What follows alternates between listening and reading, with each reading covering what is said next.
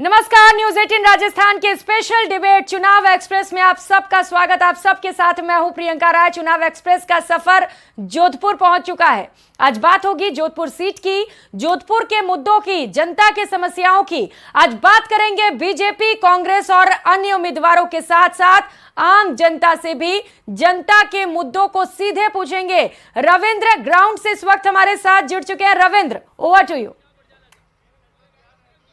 प्रियंका, बहुत बहुत धन्यवाद। और न्यूज 18 राजस्थान के सभी दर्शकों को 5 दिन के रोशनी के पर्व और आज धनतेरस की बहुत बहुत बधाइयां। और आज माहौल आप देख सकते हैं कि न सिर्फ रोशनी के इस त्योहार को यहां के लोग मना रहे हैं, बल्कि इसके अलावा लोकतंत्र के पर्व को भी यहां पर धूमधाम के साथ इतनी तादाद में मनाया जा रहा है। जोरदार तालियों के साथ स्वागत करना चाहूंगा मारवाड़ की राजधानी, सूर्य नगरी, ब्लू सिटी जोधपुर में न्यूज 18 राजस्थान की चुनाव एक्सप्रेस आज पहुंच चुकी है।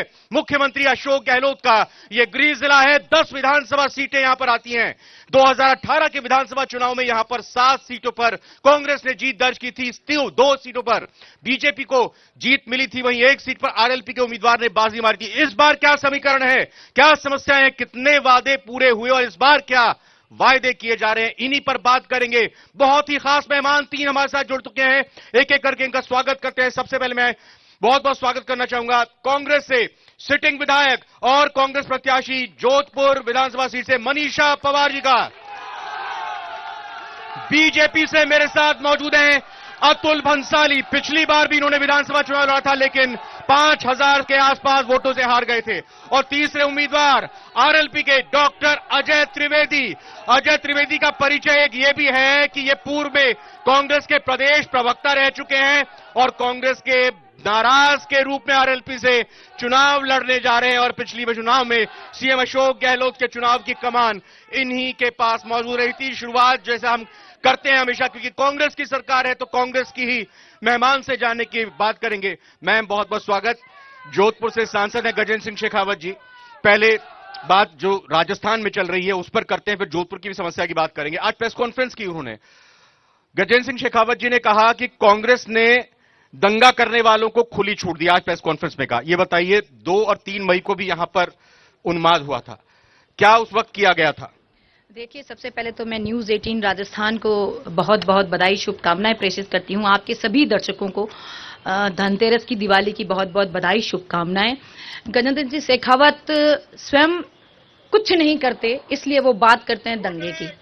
2 और 3 तारीख को किसी प्रकार का कोई विशेष उन्माद नहीं हुआ था। छोटा मोटा झगड़ा हुआ था, वो शांत हो गया था। केवल और केवल विकास करने को कुछ नहीं है।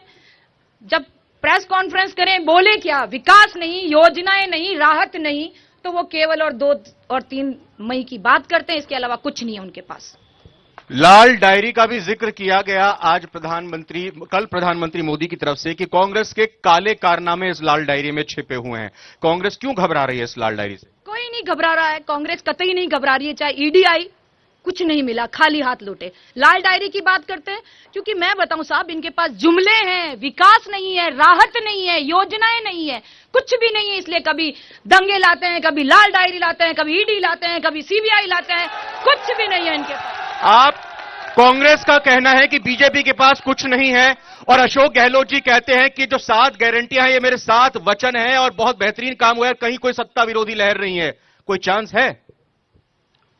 जब हमारी विधायिका ये बात कह रही है कि 2-3 मई को छोटा मोटा झगड़ा हुआ, अगर वो झगड़ा छोटा मोटा था तो चार्टर्ड प्लेन से home secretary, deputy home minister और DG Jaipur law and order, वो जिस चार्टर्ड प्लेन से अशोक गहलोत आने वाले थे, उनको किस वजह से भेजा कि आप जाओ वहां पे?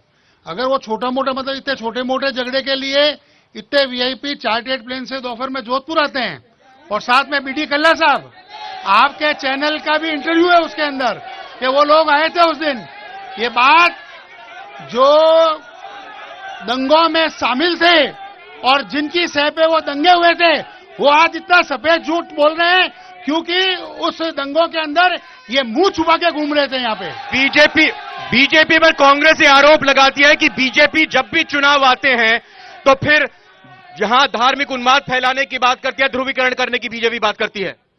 जोधपुर एक अमन चैन का शहर है और यहाँ पे इस तरह की घटनाएं पूर्ववत कभी नहीं हुई थी, पर जब इनकी सरकार को ये महसूस होने लगा कि आगामी आने वाले चुनावों में हमारा वोट बैंक खिसक रहा है, उस वोट बैंक को ताजा करने के लिए और उनको एक ढाल के रूप में इस्तेमाल करने के लिए उन्होंने एक कृत्य किया। एक सवाल, तुष्टीकरण के जो आरोप लगते हैं लगातार कांग्रेस के ऊपर बीजेपी की तरफ से, उसका क्या जवाब है? देखिए, इनके पास करने को कुछ नहीं है, इसलिए तुष्टीकरण का आरोप लगा रहे हैं। हम बात करें 5 साल में क्या देंगे, युवाओं को क्या देंगे, महिलाओं को क्या देंगे, आपकी क्या योजनाएं होगी, आने वाले 5 साल में आप क्या काम करेंगे, हम बता सकते हैं कि हमने पिछले 5 साल में क्या किया और आने वाले 5 साल में क्या करेंगे। हम 7 गारंटियां लेकर आ रहे हैं। पिछले समय 5 साल में जो मुख्यमंत्री जी ने योजनाएं दी वो हमने 99% पूरी करी। युवाओं को विदेश भेजने का काम किया, महिलाओं को सम्मान देने का काम किया, हमने बुजुर्गों को पेंशन में सामाजिक सुरक्षा प्रदान करी। आप बताइए, आपके पास क्या योजना है? केवल और केवल सांप्रदायिक बात करते हैं। आप सांप्रदायिक बातें करते हैं, योजना क्या है, काम क्या है बीजेपी के पास बताने के लिए? ऐसा है, देश के यशस्वी प्रधानमंत्री नरेंद्र मोदी जी ने केंद्र सरकार में रहते हुए, भले ही राजस्थान में कांग्रेस की सरकार थी, पर उस सरकार के होने के बावजूद भी जिस तरह की योजनाएं उन्होंने पूरे राजस्थान में लागू की, मैं दुर्भाग्यपूर्ण कहता हूं अशोक गहलोत जी का और मनीषा जी को बोलता हूं खुलेआम कि जो जो योजनाएं राजस्थान में केंद्र से लागू होनी थी, अगर वो सीधी तरह से सरकार के हस्तक्षेप में नहीं था राजस्थान के, वो लागू हुई, पर जहां जहां पे भी राजस्थान सरकार का हस्तक्षेप था, वो सारी योजनाओं में अवरोध डालने का काम किया। भले ही वो जोधपुर की एलिवेटेड रोड हो या और भी ऐसी कोई जगह हो जहां पे उन्होंने, और सबसे बड़ा जल जीवन मिशन के अंदर हमारे यशस्वी गजेंद्र सिंह शेखावत ने 30,000 करोड़ रुपए आवंटन किए राजस्थान में। बीजेपी का यह कहना है कि केंद्र की योजनाओं को कांग्रेस सरकार ने सही से लागू होने नहीं दिया। कांग्रेस सरकार ने बहुत बेहतरीन तरीके से यहां पर काम किया है। आप तो पहले यह बताइए कि आप तो चुनाव लड़ाया करते थे, चुनाव लड़ना भी सीख गए? लड़ने वाले और लड़ाने वाले दोनों की जरूरत होती है। क्या ये कहां लिखा हुआ है कि चुनाव लड़ाने वाला चुनाव नहीं लड़ेगा? क्या ये कोई संवैधानिक व्यवस्था है? कांग्रेस से टिकट नहीं मिला इसलिए ले ले क्या आरएसपी से? मैंने कांग्रेस से टिकट मांगा ही नहीं था। सत्ता की बंदरबात करते हुए ये पूंजीवादी द्योतक, 2 पूंजीवादी संगठन जो सत्ता की बंदरबात करते हैं, आज 50 साल से दोनों एक दूसरे को विकास के आक्षेप लगाते हैं। इस पूंजीवादी संगठन में आप कितने साल काम कर चुके हैं? जब मुझे पता चला कि पूंजीवादी संगठन में कार्यकर्ताओं का रंग गुलाबी हो गया, मैंने छोड़ दिया। तिरंगा रंग जब तक कांग्रेस के पोस्टर्स में था मैं साथ था, आज कांग्रेस का रंग भ्रष्टाचार के कारण से गुलाबी हो गया और उस गुलाबी रंग को मैं छोड़ के आ गया हूं। आप देखिए इनके पोस्टर की बैकड्रॉप, उस पर सत्ता का तिरंगा कलर खत्म हो गया। जिसमें डिजाइन बॉक्स कार्यकर्ताओं के लिए काम करता है, जिसमें डिजाइन बॉक्स कार्यकर्ताओं की जगह ले लेता है, उस राष्ट्रीय दल को छोड़ना मेरी मजबूरी थी और इसी कारण से मैंने छोड़ा है। बहुत दुख की बात है कि कार्यकर्ता की जगह डिजाइन बॉक्स आ गया है। एक चीज और ये बताइए कि आपको मालूम होगा कि जब 2018 में चुनाव हुए थे तो बीजेपी और कांग्रेस को छोड़कर सिर्फ एक प्रत्याशी ही 1000 वोट से ज्यादा हासिल कर पाए थे। कुछ चांस बनेगा या वोट ही काटेंगे? जब चुनौतियां मिलती है तो चांस भी बनता है। आपको पता है भारत की आजादी के लिए जब चांस बनने की बात की जाती थी, क्या आजादी के लिए दोहन करना और आजादी के पीछे जाना, चांस की बात नहीं करते हैं, कर्म की बात करते हैं। और मैं निरपेक्ष भाव से कर्म करने के लिए यहाँ पे आया हूं, चांस को देखने के लिए नहीं। चांस इनको देखने दीजिए, मुझे चांस देखने की जरूरत नहीं। मनीषा जी ये बताइए कि त्रिवेदी जी की नाराजगी से नुकसान जो होगा उसकी भरपाई कैसे होगी? देखिए, आज तक इन्होंने काम किया है, लेकिन जब टिकट नहीं मिलता है, टिकट एक आदमी को मिलता है, टिकट एक आदमी को मिलता है। हम जमकर काम कर रहे हैं, हमारे पास कार्यकर्ता है, हमारे पास जनता का विश्वास है, हमारे पास विकास है, हमारे पास राहत योजना है। हम जनता के विश्वास से जीतेंगे।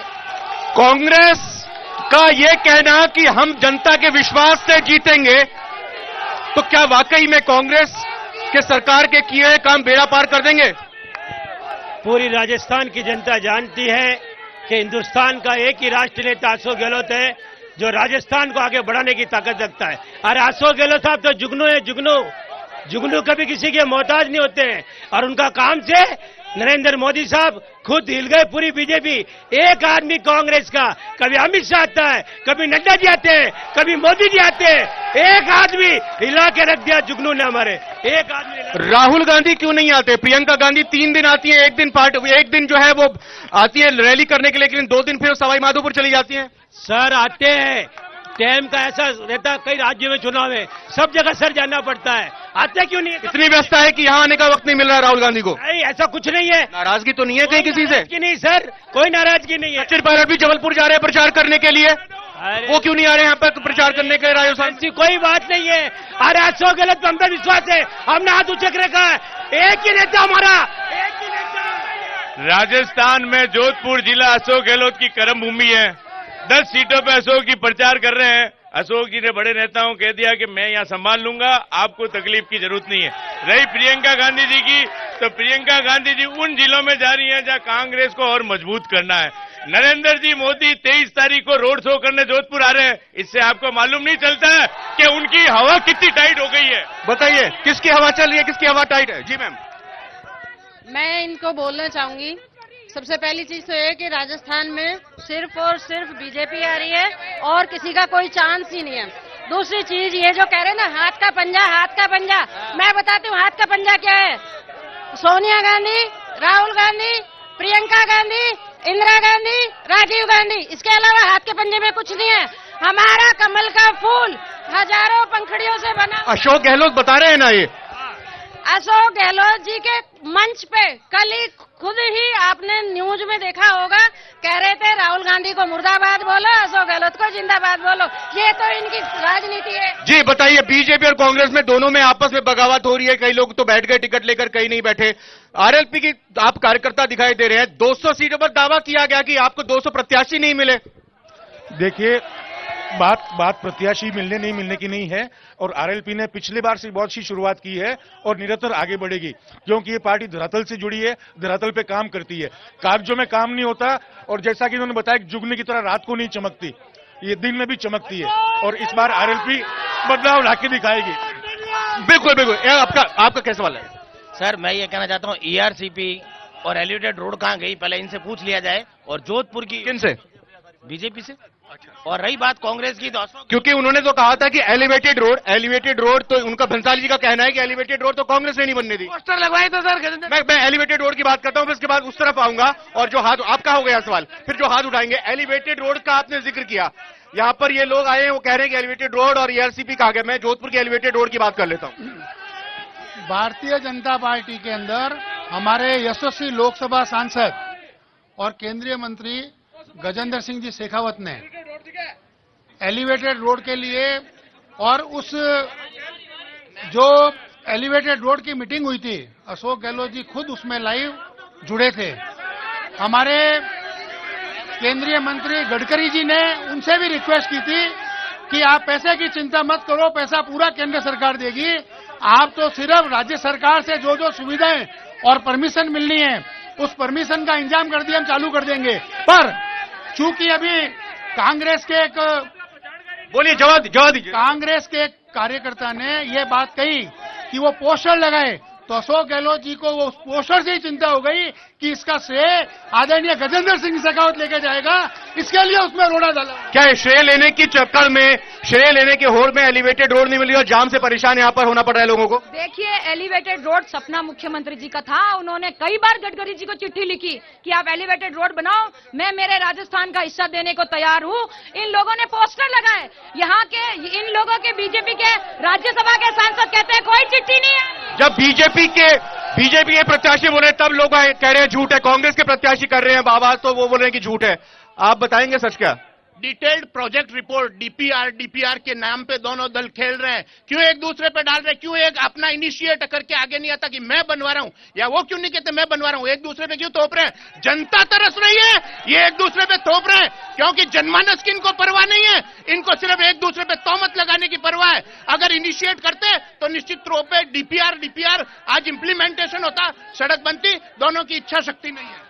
आप दोनों की बात कर रहे हैं, मुझे ये बताइए कि आरएलपी की तरफ से अशोक गहलोत जी, वसुंधरा जी, ज्योति बिरधा जी, और ओसिया से दिव्या मदेरणा जी, और इसके अलावा किरोलाल मीणा जी और बाकी और मंत्रियों के खिलाफ प्रत्याशी क्यों नहीं खड़े किए गए? आप कहते हैं कि हम तो दोनों नेताओं के खिलाफ है, दोनों दलों के खिलाफ है, प्रत्याशी नहीं खड़े किए आपने?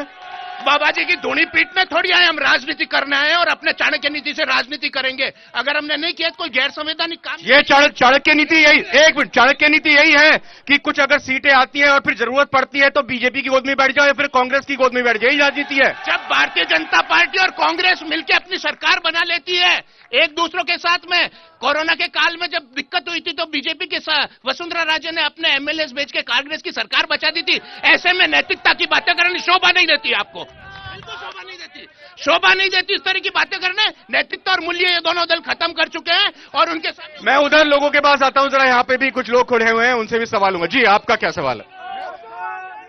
सर, ये कह रहे हैं कि डीपीआर राज्य सरकार ने 3 बार डीपीआर बनाई थी, राज्य सरकार के मंत्री ने मना कर दिया, हम नहीं बना पाएंगे, और फिर नितिन गडकरी जी ने कहा हम बनाएंगे, केंद्र सरकार ने इसकी मंजूरी दी।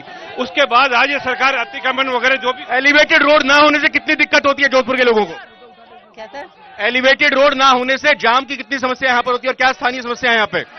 अभी सारी समस्या है। अब जब इलेक्शन सर पे आगे कांग्रेस को पता है कि सारा रोड का मसला आगे आएगा तो उन्होंने रोडें बढ़ानी शुरू कर दी। इससे पहले क्या हुआ था? कांग्रेस एक मेन मुद्दा है, माननीय विधायिका महोदया जोधपुर शहर की रही, ओबीसी का मुद्दा इन्होंने उठाया। वो ओबीसी का मुद्दा मेन मुद्दा है, तो वो ही सीएम जहां मानगढ़ की पहाड़ी पर वो घोषणा करते हैं, उनका राजकीय गजट कहाँ है? विधायक महोदया से घोषणा कर दी गई लेकिन काम नहीं हुआ। सर, एलिवेटेड रोड पे मैं बताना चाहूंगा, गजेंद्र सिंह शेखावत ने माननीय केंद्रीय सड़क मंत्री से संसद में सवाल किया और नितिन गडकरी ने दिया कि मेरे पास इस तरह का कोई प्रस्ताव अभी तक नहीं आया। उस दिन गजेंद्र सिंह शेखावत का झूठ खुला, यह झूठ बोल रहे हैं। मुख्यमंत्री जी तो कहते हैं कि मेरे को केंद्र से योजना का पैसा मिले ना मिले लेकिन मैं ईआरसीपी बनवा दूंगा, तो एलिवेटेड रोड क्यों नहीं बनवा देते?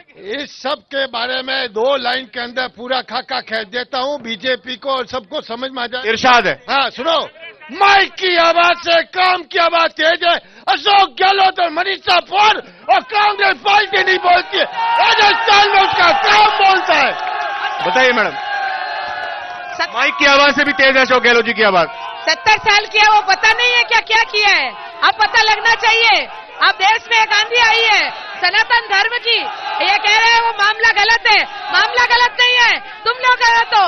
उस आदमी की बेल तक नहीं करा पाए हिंदू धर्म की, हिंदू धर्म को नहीं रख पाए तुम। क्या तुम देश में सेवा करोगे? महिलाओं की क्या स्थिति है प्रदेश में और जोधपुर में? महिलाओं पे बहुत अत्याचार हो रहे हैं। महिलाओं को वो कहते हैं FIR दर्ज करते हैं, हम आरोपी पकड़े जाते हैं। बिल्कुल, आप महिलाओं पे अत्याचार करते हो। महिलाओं को आपने कोटा ही नहीं दिया। ये तो है ना, मोदी साहब ने दिया है हमको 33% से आगे।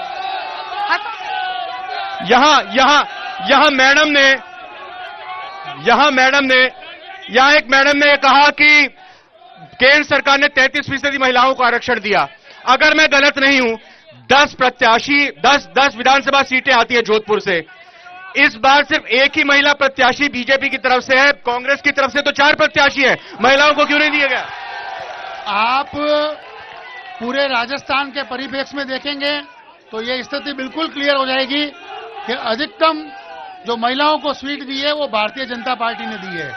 बात रही जोधपुर जिले के और 10 प्रत्याशियों की, वो पार्टी की संरचना के हिसाब से होता है। पार्टी एक जिले को नहीं, पूरे प्रदेश को एक साथ देख के महिला प्रत्याशी नियुक्त करती है। आरएलपी में भी है महिला प्रत्याशी? जी बिल्कुल, हमारी सिटिंग एमएलए इंदिरा बावरी जी है, वो महिला प्रत्याशी है और बहुत सारी महिला प्रत्याशियों को दिया गया। मैं एक बात और कोट करना चाहूंगा आपको कि महिलाओं के उत्थान के लिए महिलाओं को आगे आना जरूरी नहीं है। दयानंद सरस्वती और राजा, सुनिए मेरी बात, दयानंद सरस्वती और राजा राम मोहन राय ने अगर सती प्रथा का उन्मूलन किया, बाल विवाह और महिला उत्थान के लिए काम किए थे, तो पुरुष के अंदर भी महिलाओं के प्रति सद्भाव होता है, आदर भाव होता है, तो वो आगे आ सकता है। 33% आरक्षण दिया, इन्होंने बहुत अच्छा काम किया, उससे महिलाएं आगे आएगी जरूरी है। परंतु महिला उत्थान के लिए 100% महिलाओं का नहीं, पुरुषों का भी महिला प्रधान होना जरूरी। उधर थोड़ा पीछे चलता हूं, एक बार मैं आऊंगा अगले राउंड में, आप आऊंगा थोड़ा पीछे इधर कुछ 2 सवाल लेता हूं, फिर इधर 2 सवाल लेने के लिए आऊंगा। जी बोलिए। माइक मेरे पास है, दीजिए, मेरा हथियार है। कोई भी पार्टी 3 मुद्दों पे काम करती है, शिक्षा, स्वास्थ्य और सुरक्षा। इसमें भारतीय जनता पार्टी खरी उतरी है अपने आप में। शिक्षा, सुरक्षा और स्वास्थ्य के लिए मोदी जी ने वर्ल्ड लेवल पे काम किया। ये कह रहे हैं कि भारतीय जनता पार्टी खरीदी है। मणिपुर में क्या हुआ था?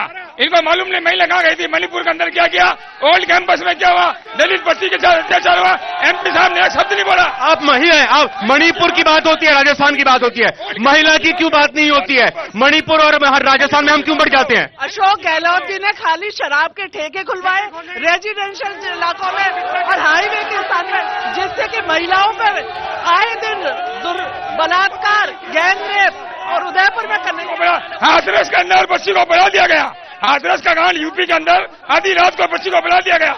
यूपी की बात आती है, सब बात आती है, लेकिन राजस्थान की बात जब होती है तो फिर ऐसे जिक्र क्यों होने लगता है कि मणिपुर में घटना हुई थी? आखिर हम महिलाओं की बात क्यों नहीं करते, पूरे देश की महिलाओं की बात क्यों नहीं करते? मैं ये कहती हूँ कि नौजवान देखिए कितने परेशान है और किसान हैरान है और कानून लहूलुहान है और किताबों के अंदर महाराणा प्रताप की जगह अकबर महान है। सबसे ज्यादा 35,000 महिलाओं के साथ बलात्कार हुए, 1500 रोज बलात्कार होते हैं। कहाँ गए? 6 साल की बच्ची से लेके 60 साल की बच्ची तक को भी नहीं पकड़ा। सरकार का यह कहना है कि एफआईआर दर्ज होती है, यहाँ पर आरोपी पकड़े जाते हैं, इस वजह से ये बात निकलकर सामने आ गई। जी, पेपर लीक बिल्कुल बताइए सर। सबसे बर्निंग इश्यू, मेरा सीधा सवाल मनीषा जी से है, हम सारे यूथ यहाँ पे हैं, पेपर लीक का जो काम राजस्थान में हुआ है, युवाओं के सपनों को चकनाचूर कर दिया, खाली लीपापोती हुई, कानून बनाए गए। मैं पूछता हूं सुरेश ढाका कहाँ है, डीपी जारोली साहब का क्या हुआ, कितने लोगों के आर्थिक। पेपर लीक का बात यहाँ पर आई है, मनीषा जी से इसका जवाब जानूंगा। बिल्कुल यही मनीषा जी मुझे पता है कि जवाब देंगे, लेकिन जाहिर तौर पर गुजरात और भोपाल का मध्य प्रदेश की बात करेंगे। सवाल लेता हूं, कुछ और भी सवाल लेंगे क्योंकि ब्रेक भी लेना होता है, इसलिए छोटा सा ब्रेक लेता हूं, ब्रेक के बाद सवाल भी लेंगे और जवाब मनीषा जी से होगा कि पेपर लीक में कांग्रेस सरकार ने क्या किया, क्योंकि बाबूलाल कटारा चार्जशीट में दोषी या क्योंकि कि उनका आरोपी बनाए गए हैं। छोटे से ब्रेक के बाद तुरंत लौट के आते हैं।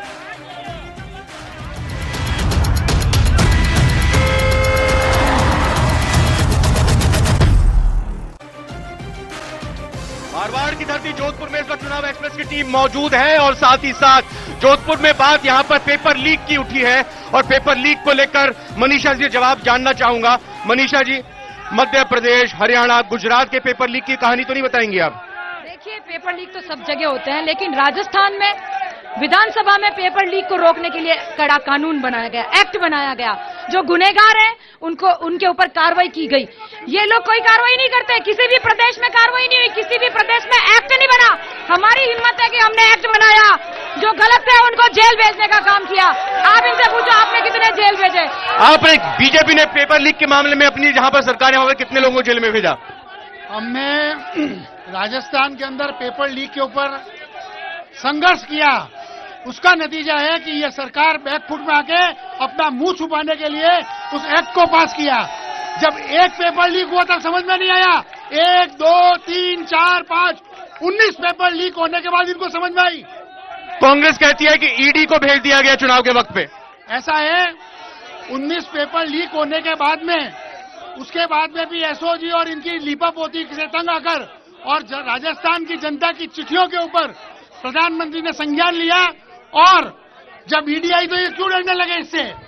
अगर इनके पाक साहब थे, अगर इनका इन्वॉल्वमेंट नहीं था तो डरते क्यों हैं?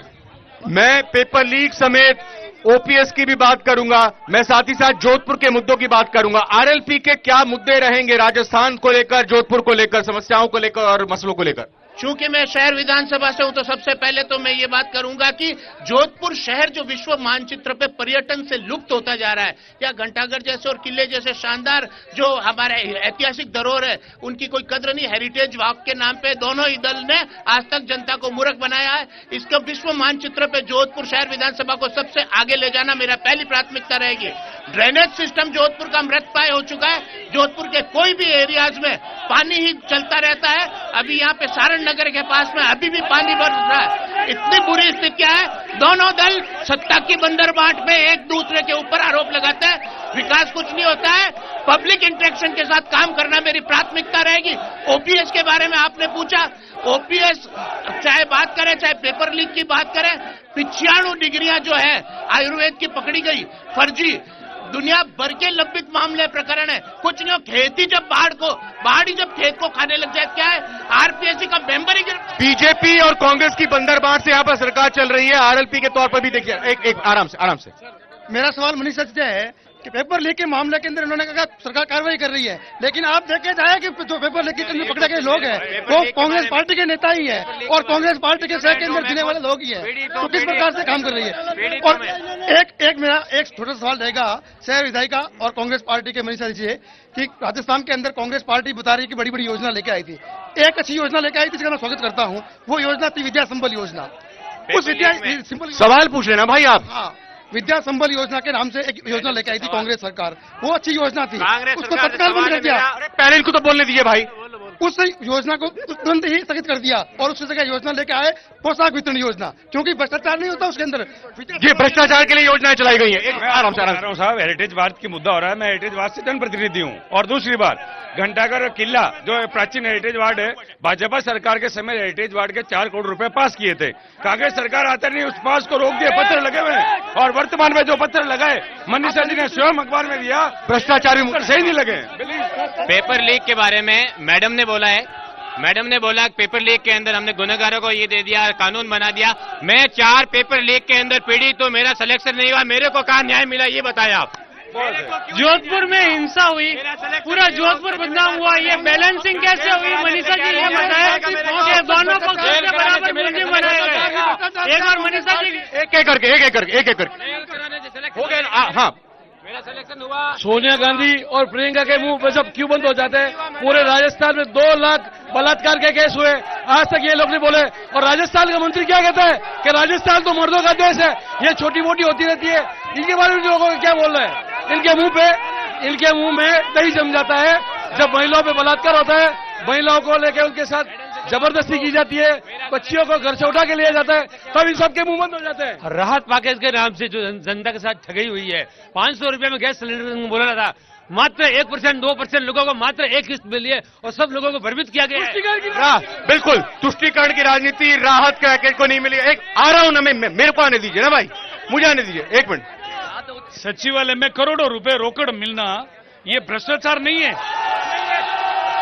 कहां गए? पेपर लीक का मामला लें आप, मानेसर का मामला लें, किसी प्रकार की बात लें, मैं तो कह रहा हूं कि इस प्रकार से इतना भ्रष्टाचार, दलित अत्याचार पूरे भारत में सबसे जागरूक दलित अत्याचार है। मनीषा पवार जी ने इतना विकास कराया है कि गजेंद्र सिंह जी शेखावत के सामने चुनाव लड़ने की हिम्मत नहीं हुई। इस आवाज में मैंने सुन नहीं पाया बंसाली जी को, मैं 5 सालों से सुनना चाहता हूँ, आज भी कह तो कृपया करके थोड़ा सा मैं सुनना चाहता हूँ उनको। वापस बॉम्बे चले जाएंगे। भारतीय जनता पार्टी सिर्फ जुमले की सरकार है। इनके पास काम गिनाने पे नाम पे एक पट्टी का कहीं पर नहीं है। आप चलिए, शहर के अंदर हजारों मंदिर ऐसे हैं जहाँ पर कांग्रेस के राज में काम हुआ है, कांग्रेस के विधायक के राज में काम हुआ है। इनके पास मुद्दा कोई नहीं है, इनके पास सिर्फ हिंदू मुसलमान और मंदिर मस्जिद का मुद्दा है। तो हमारी 10 फ्लैगशिप योजनाएं वर्तमान की हमारी 7 गारंटी से ये बौखला गए हैं। और ये अशोक जी ने गायों के लिए 3000 करोड़ रुपए जो अनुदान दिया है और इन्होंने सिर्फ 400 करोड़। मेरा सवाल अतुल बंसाली जी से है, कोविड के दौरान 2 साल ये कहाँ गायब थे? कोविड के दौरान ये 2 साल कहाँ गायब थे? कई सारी बातें और समस्या निकल आ रही है। मैडम बताइए, कई मुद्दे उठ रहे हैं भ्रष्टाचार समेत तुष्टीकरण के, क्या मुद्दे हैं जोधपुर के?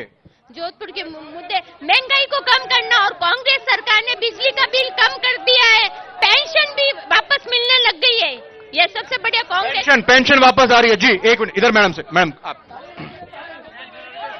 कांग्रेस सरकार ने बिजली का बिल कौन सा वापस कम किया है? पहले 3 महीने का बिजली का बिल आता था, तीसरे महीने, अब हर महीने आता है। मीटर का बिल बढ़ा दिया, पेंशन कोई शुरू नहीं हुई है, घोटाले पे। देखिए, मैं सिलसिलेवार 2-3 बातें बताऊंगा। राजस्थान के मुख्यमंत्री अशोक गहलोत खुद के गृहनगर में, खुद की विधानसभा में 10 किलोमीटर की दूरी पार करनी थी तो वो हेलीकॉप्टर से गए थे। यहाँ विकास के नाम पर जुमला है। अशोक गहलोत 1 नंबर का धूर्त व्यक्ति है। उसके पश्चात में सड़क की स्थिति ठीक नहीं है क्या यहाँ पर? शहर की स्थिति सब सही, सड़क सड़क सड़क सड़क सब सही है। सड़क, पानी, स्वास्थ्य, स्कूल सब सही है। इनके पास धार्मिक मुद्दे हैं और कोई सामान नहीं है। अरे इन्होंने तो क्या करा, बीजेपी इन्होंने तो खरीद फरोख्त की है, सारे एमएलए खरीदने की कोशिश की, पर अशोक गहलोत का नाखून नहीं काट सके। कई लोग गिरे उनको गिराने में। मनीषा जी पवार हमारे मनीषा पवार बहुत काम करे। अतुल बंसाली को 5 साल नींद ले रहे थे, 5 साल नींद ले रहे थे अतुल बंसाली जी। कच्चा तेल सबसे नीचे था। मेरा 2 सवाल है, एक आरएलपी से है और एक मनीषा जी से है। कांग्रेस के जो अशोक जी का गृह क्षेत्र है, यहाँ पे जो उप महापौर है वो छोड़ के जा रहे हैं, पार्टी बीजेपी ज्वाइन कर रहे हैं। उप महापौर और अजय त्रिवेदी जी आरएलपी से खड़े हुए हैं और ये एक दुर्भाग्य है इनका, क्यों जा रहे हैं इनके नेता छोड़ के। दूसरा, ये जो आरएलपी वाला है ना, ये एक जाति विशेष की पार्टी है, ये जाट बिल्कुल बिल्कुल मैं सवाल करता हूँ एक अति पिछड़ी जातियां जो है 65%, उनके लिए इनका हक मारा ये आरएलपी वाले, उसका क्या बताएंगे? ठीक है। राजस्थान में बजरी माफिया और खनन माफिया का नंगा नाच चल रहा है। रात को 10 बजे से लगाकर सुबह 6 बजे तक प्रशासन की मिली भगती से पूरे जो शहरों के अंदर बजरी माफिया पे पूछूंगा सवाल। मैं आपसे माध्यम से कहना चाहूंगा, हर साल बरसात का पानी बना रोड जाम हो जाती है। ये अशोक गहलोत कहाँ गए? 5 साल कहाँ गए अशोक जी? उदयपुर में कन्हैया हत्याकांड हुआ, जो लाइव वीडियो राजस्थान में जारी हुआ, उसके बाद इसी शांतिप्रिय समुदाय ने इनकी कांग्रेस की महापौर के ऊपर हमला किया और वोट बैंक के दबाव में उसी महापौर ने उनके केस वापस ले लिया डर के मारे। तो ये तुष्टिकरण को बढ़ावा दे रहे हैं। मैडम से मेरा सवाल है कि ये वोट बैंक के माने इस देश को फिर से करें सवाल। उदयपुर में कन्हैया लाल का हत्याकांड हुआ, उसी शांतिप्रिय समुदाय ने इनकी महापौर में हमला किया यहाँ और उनके वोट बैंक के दबाव महापौर ने केस वापस ले लिया। ये लाल डायरी की बात करते हैं। बीजेपी की ब्लैक डायरी क्या आवासी मशीन में धुल के व्हाइट हो गई क्या? जी नरेश अरोड़ा सर, पूरा election campaign Ashok Gehlot centric है। डोटासरा साहब और नरेश अरोड़ा जी का डिजाइन बॉक्स किसी से छुपा हुआ नहीं है। जी, लाल डायरी की बात अगर बीजेपी करती है, लाल डायरी, एक मिनट प्लीज साइड हो जाइए। लाल डायरी की अगर बात बीजेपी करती है तो काली डायरी का भी जिक्र वहां पर बीजेपी की कर रहे हैं कि वॉशिंग मशीन है क्या बीजेपी के पास कोई? ऐसा है कि जो लाल डायरी के 2 पन्ने खुलने पर इतने हताश और वकला गए, वो अब काली पीली लाल की बात करते हैं। जिनके सेक्रेटरीट के अंदर 2 करोड़ रुपए सोने की ईंटें मिली, वो कहां से आई? और जिस विधायक ने उनसे बगावत करके इस लाल डायरी का राज खोला, उसके आगे पीछे क्यों भागने लगे? और विधानसभा के सदन के पटल पर उस डायरी को इनके कांग्रेसी विधायक क्यों लेके भागे? क्यों फाड़ा उसको? बजरी माफियाओं और खनन माफियाओं का जोधपुर में राज है। मुख्यमंत्री को 10 किलोमीटर जाना पड़ता है तो हेलीकॉप्टर का इस्तेमाल यहाँ पर करना पड़ता है। नहीं, ऐसी कोई बात नहीं है। कोई खनन माफिया और बजरी माफिया नहीं है, ये केवल इनकी बातें हैं। जिस तरीके से कभी लाल डायरी लाते हैं, कभी खनन माफिया लाते हैं, कभी किस तरीके से लाते हैं। जब इनके पास क्या मुद्दे हैं? कन्हैया की बात करें, कन्हैया की बात करते हैं गुलाब चंद जी कटारिया के साथ, जिसने उनको मारा, ये इनके पार्टी के वो कार्यकर्ता होते हैं, ये वो बात नहीं करते। हमने तो उनको नौकरियां दी और 50 लाख रुपए का अनुदान दिया, ये कुछ भी नहीं करते हैं, केवल और केवल मुद्दे की बात। एक बात और यहाँ पर कही गई कि आपकी पार्टी के महापौर पर हमला होता है और एक विशेष समुदाय के जब नाम सामने आते हैं तो उसको फिर नाम को एफआईआर को वापस ले लिया जाता है, ये आरोप वहां पे लगा। सब झूठ है, किसी प्रकार का कोई हमला नहीं होता, सब झूठ है, इनकी मिली भगत है ये। आरएल प्लीज आप पीछे हो जाइए, प्लीज थोड़ा पीछे हो जाइए, प्लीज पीछे हो जाइए। नहीं मैं ब्रेक ले लूंगा, फिर मैं ब्रेक ले लूंगा, मेरे को ब्रेक लेना पड़े, प्लीज पीछे हो जाइए आप। आरएलपी का एक मुद्दा है बजरी माफियाओं के खिलाफ, खनन माफियाओं के खिलाफ, क्या स्थिति है यहाँ पर? आरएलपी ने और हमारे नेता हनुमान बलीवाल जी ने लगातार प्रश्न किए हैं कि बजरी माफियाओं को इन्होंने पनपाया है, बजरी माफियाओं के खिलाफ किसी भी तरह की कार्रवाई नहीं की है। लगातार उनके प्रश्न उठाने के बावजूद भी किसी भी प्रकार की कोई कार्रवाई या उसके प्रति संवेदना भी नहीं जताई गई, जबकि इन्होंने ऐसी की तैसी कर दी बजरी माफियाओं ने। क्योंकि इनका सारा के सारा जो धन है, इनके विधायकों को बचाने के लिए वो धन काम में आया था। आपकी पार्टी पर यहाँ पर एक भाई ने आरोप लगाया कि एक समुदाय, एक विशेष जाति विशेष की पार्टी आपकी आरएलपी है, उन्हीं का ध्यान रखती है। बस मैं यहाँ पे ब्राह्मण खड़ा हूं, मैं क्या किसी जाति विशेष या समुदाय विशेष से हूं? इनका तो प्रश्न ही विरोधाभासी था। वो कह रहे हैं कि पार्टी व्यक्ति विशेष के, मैं ब्राह्मण और सबसे पहला टिकट मेरे को मिला है। ये किस तरह के आरोप लगाते हैं? वैसे ये लोग सारे के सारे, एक का चेहरा कम्युनल है और दूसरे का चेहरा सेक्युलर है।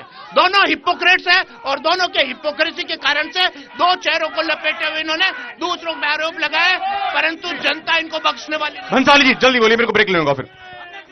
बजरी माफिया का इनके मुंह से तो कोई सफाई शर्म की बात है।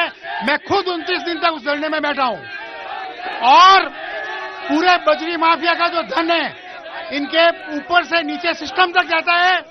इनके खुद के अधिकारियों ने हमको बुला के बोला आप इसमें सेटलमेंट कर लीजिए।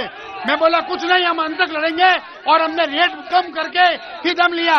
और सारे थानों के अंदर जो चौस वसूली होती है वो विधायिका के और इनके मुखिया के जाती है।